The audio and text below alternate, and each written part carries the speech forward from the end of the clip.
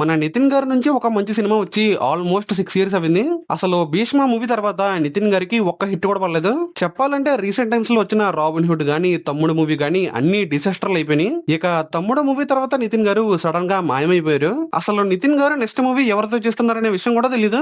ఇక ఫైనల్లీ నితిన్ గారి next movie update అయితే వచ్చేసింది. ఇక ఈ మూవీని నాని గారు ప్రెజెంట్ చేస్తున్నారు. ఇక ఈ మూవీ టైటిల్ వచ్చేసి 'అలియాస్ రుక్మిణి'. టైటిల్ అయితే చాలా ఇంట్రెస్టింగ్ గా ఉంది. ఇక ఈ మూవీలో నితిన్ గారు లుక్స్ కూడా కొత్తగా ఉన్నాయి. అసలు చాలా రోజుల తర్వాత ఒక కొత్త నితిన్ గారిని చూడబోతున్నాం అనే ఫీలింగ్ అయితే వచ్చింది. ఇక ఈ మూవీని నాని గారు ప్రజెంట్ చేస్తున్నారని తెలిసాక ఖచ్చితంగా ఈసారి నితిన్ గారు కంబ్యాక్ ఇవ్వబోతున్నారు అనిపించింది. ఎందుకంటే నాని గారు ఒక సినిమాని ప్రజెంట్ చేస్తున్నారంటే ఖచ్చితంగా మూవీ న్యూ కాన్సెప్టే.